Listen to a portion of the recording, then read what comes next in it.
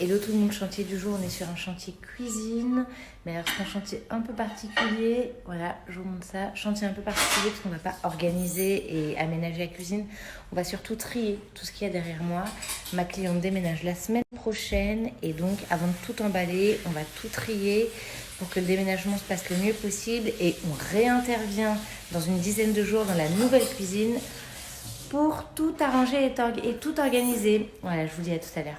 Je vous montre où on en est, on a tout sorti, on a catégorisé, on regarde évidemment les dates de péremption, je vous montre. Voilà, donc là on a fait le côté sucré, on a vidé ce meuble, hein. Voilà, avec le petit sac poubelle, le côté sucré qu'on est en train de catégoriser, le côté salé, donc les huiles avec les huiles, les vinaigres avec les vinaigres, ça c'est pareil, hein, qu'on fasse un tri ou qu'on organise, il faut toujours tout sortir. Tout nettoyer, vous voyez, on passe un petit coup de chiffon humide pour pas que ce soit collant ou huileux. Donc les sauces tomates d'un côté, voilà, les sauces soja, les vinaigres, les conserves et les épices. Et alors, ce travail montre qu'on peut avoir plusieurs références en plein de quantités. Je suis certaine, par exemple, que ma cliente ignore complètement qu'elle a 4 cumins qui sont ouverts. Voilà, parler de 4 cumins ouverts, hein, on est d'accord, autant pour moi, il y en avait 2 de plus dans les petits sachets. Voilà, donc c'est vraiment important de faire ce travail pour savoir ce qu'on a, ce qu'il faut surtout pas racheter, ce qui manque, bien entendu.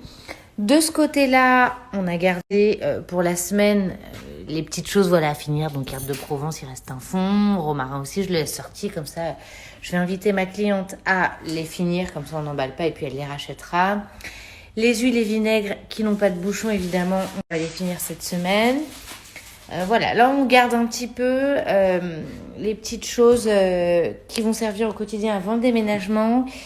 Et moi, je commence aussi à faire ma shopping list. Donc, je vous ai dit que c'était un chantier un peu particulier parce que je fais et le tri et ma première consultation et ma shopping list au même moment. Donc, c'est un peu particulier, mais on y arrive. Du coup, je commence à recenser, là j'ai commencé par les épices, les petits pots qu'il va falloir acheter pour organiser parfaitement et de manière super esthétique toutes ces épices.